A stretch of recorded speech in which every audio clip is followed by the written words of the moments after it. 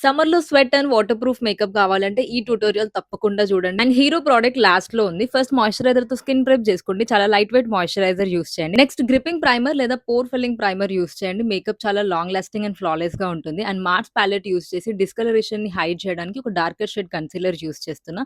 Next ఈ foundation, ఈ shade match చూడండి ఒకసారి. నా ఫేవరెట్ ఫౌండేషన్ అయిపోయింది. అండ్ లాంగ్ లాస్టింగ్ కూడా.